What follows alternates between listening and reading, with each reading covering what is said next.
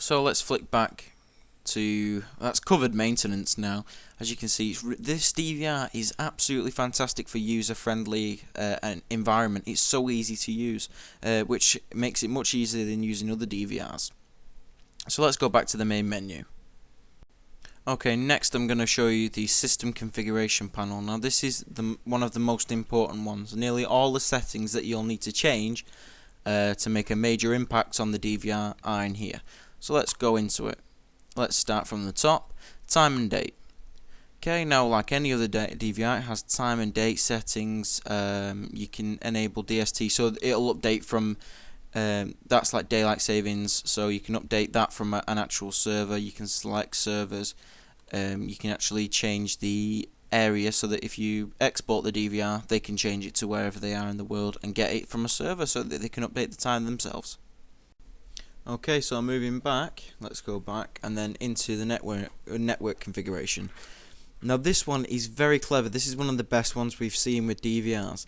It'll show the current configuration, and then of course over here you have the actual settings you can change, with DHCP being at the top so it can collect the information itself from the router. That's not a problem. These can be set up, or if you're not using DHCP you can use it as to set up static settings locally. Then of course DNS, which is DDNS there, and then other settings like the ports. Now this DVR uses 2 ports instead of 1 to reduce any bottlenecking where streaming is concerned. Like I say, it's very useful with the current configurations because they can be compared, which is much easier than other DVRs as they just have a setup one. So if you change the settings, you're not actually sure what the previous ones were. This is very helpful, as well as the test connection button, which is fantastic because with other DVRs it doesn't have this, and then you can't actually test it until it's live. Whereas this one, you can actually click the test connection, the DVR will do a quick view test across a few different protocols. Okay, now like I say, we're going to make a video with much more details on how to fully set up network configuration. That'll be released over the next couple of weeks. So if we don't want to save any of these because we've not changed any. So let's go exit and on to the next one, user settings. Now this is one of my favorites. We have 2 current logins that are active. Now these are default, which is admin and guest. Now what I like about this is you can select there, enter a username and password, essentially creating a new user. But these new users, you can select what permissions they have. So let's say you make one for yourself where you have all the permissions, then you could make one for a colleague. However, you could say they can't look through logs, they can't have live view, they can't control the pan-tilt zoom cameras so they can't move them out of the way, they can't use the shutdown, or they can't play it back. It's very, very helpful, especially for the people who don't need as much authority as this DVR will give you.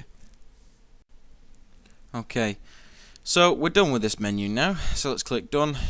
Move on to the next one, which is pan-tilt zoom configuration. Now this is quite simple setup like most DVRs. We've got baud rate, data bits, the usual really, then the protocol. These are all previously made protocols. Hikvision actually have their own. It goes quite a way, I mean even Honeywell as well, which is Pelco D, Pelco P.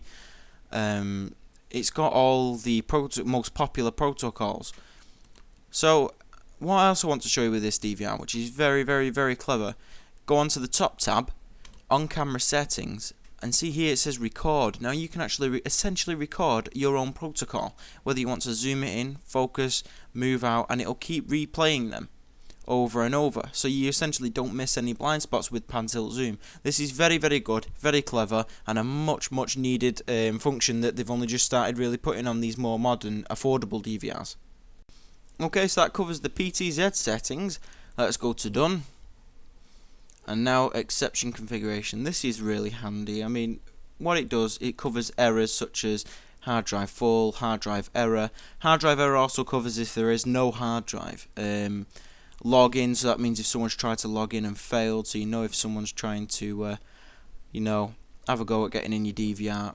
There's a fair few different options for this one. And then for each option, let's go to, let's say, illegal login. So that means where someone has tried to log in and failed. You can get an email sent to you every time that happens. You can even trigger an alarm output. So let's say you've got an alarm system. If someone makes a false login, you can essentially have the alarm trigger, which is very useful. But also, if the DVR has no hard drive in, they'll sometimes beep like mad, which can get frustrating, definitely. Here you can disable that. Okay, so having completed this section, exit, and now onto the display configuration. Now with this one, as I told you before, this DVR will also cover the 16 channel a DVR because it uses a very similar firmware. Even so, I mean, we've got 1.1 configuration, which is where it'll just show one screen. Here you can actually select which one that'll be. A1, that's just the channel name, so A1's obviously channel 1. 2x2, that's default, and then obviously it'll have 3x3, 4x4, but we can't use them because we're not using 8 or 16 channel. This is only a 4 channel DVR. Then we've got sequencing. Now sequence is essentially a tour of each channel, so it'll show 1 and then 2 and then 3, and you can select the time between them. Okay, and also enabling audio with the display, so that'll be live and recorded audio. CVBS scaling, language, which is obviously English. Output format is PAL, due to us being in the UK. So if you ship one to the States, it then have to be NTSC. This is the device name. Now you can change this to say Dave's DVR or Work DVR, anything, whichever correlates to you. This is the device number, that's just default 255. VGA resolution, that's auto detected at 1024768 at the recommended hertz. And then mouse pointer speed, which we'll leave at default for now. Okay, so moving onwards and upwards, let's go to exit because we've not changed anything. Into disk management. Now we've made our hard disk active, as before it was not active. Now it's active, so this means that the hard drive is actually recording. Very simple. We can reformat the DVR, which essentially mean wipe it clean. If you've got a new hard drive fitted in one of these, you have to click this. It'll say add. Then you click that and it'll format the hard drive so that the DVR can use it. Also has estimated recording hours. Now this is something you don't really see with DVRs. Even more modern ones don't have this feature. Got capacity, maximum space, and then it'll have here where it is, if it's local or not. The selection to overwrite when full. Now as you've seen before, you can have alarm set to that so that it can alert you by email or beeping when it's done that. Okay, so now having covered this section, let's click done and onto the email configuration. Now as you've seen before, email configuration and alert is a big option for these for many different things, from not being able to log in all the way to tampering with the cameras. Now this, you obviously, with most providers, you'll need server authentication, username, password, for example. It supports SMTP, so let's say you have a Google account email.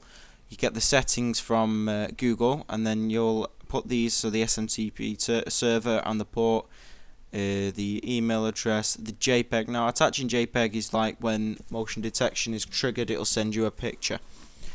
Also with SSLs with it. Now recipients, now these are the people that you want to receive it. So say there's 3 people, main bosses in a business, and they want to know whenever someone touches the DVR or anything happens with that DVR, you can add them to recipient 1, 2 and 3. You can remove people from the recipient list. You can test them as well. You can add them to the recipient list. It's up to you entirely. Okay, so that covers this section. Let's click exit. System configuration, we've covered all these aspects from top to bottom. Back to the main menu. Okay, the last part we want to cover now, a part of my main menu, is playback and backup. So let's go into this now. Because we've not had this hard drive in very long, we've only got a small amount of recording time. If you look here where it's blue, that's the active recording, that's what it's recorded so far. Now this DVR is very, very easy to use. It is fabulous. So let's say we're using, it'll select channel 1 as main input, so we've got, you can select whichever channels. We're going to leave it at 1 for now. Click play. You can maximize that, and you can see the actual times, the time scale, the actual resolution it's in by looking at it. You can select the, let's select 3 and 4 as well. You click that, it'll hide that, so you can full screen it, and it's playing all of them as well. So let's go back. So let's untick 3, 4. Let's go back into the main screen. And now you'll see it's still playing. So let's just pause that for a second. Now let's say you've had a look and you know which, say there's a 2-minute schedule you want to back up.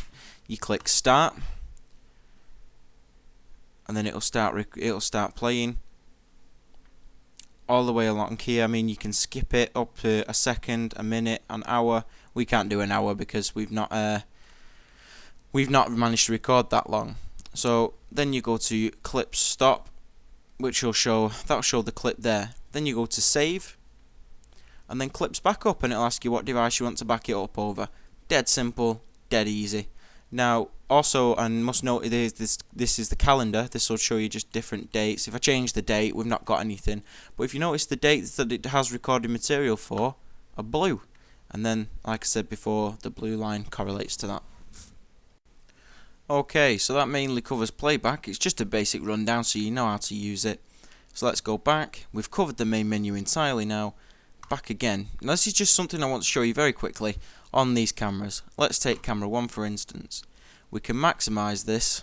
So this is live playback. Also has the sound option. We've got no microphones currently plugged in, so we can't do the sound option for the time being. Then we've got picture settings. Now this is good for if you've got the camera in, say, an awkward coloured place, say it's in shadows. You can bring up the brightness a bit, you can take it down. Let's leave it at default for now. And then we've got contrast, saturation, and hue. These are all just nice little settings that are good to have for this like I say, these DVRs. It suits any condition. So press X out of that. We've got digital zoom. That's available. If you click down here, it'll show you different areas. Now remember, this isn't physical zoom of the camera, this is just digital. So let's cross that away, and that mainly covers the features of this DVR. Except we've got PTZ there, sorry. PTZ, that'll show you pan tilt zoom. Now we haven't got any PTZ cameras currently set up, so I can't really show you that one, but that'll move it left and right. This is so that you don't need a joystick. You can use this, even though a joystick is much more recommended than an actual just using the display. Okay, so this is the DVR we would recommend for most home use. Out of all the DVRs that we've done so far, this is definitely the one we'd recommend, with the 12 frames per second at 4 SIF, which is D1. It's an absolutely fantastic DVR, so easy to use, massively reliable, and so much functionality. Now remember, these DVR guides have all been done by SecuriGuide, and any products found on the SecuriGuide's videos can be located at ukSecurityShop.com. Thank you for your time.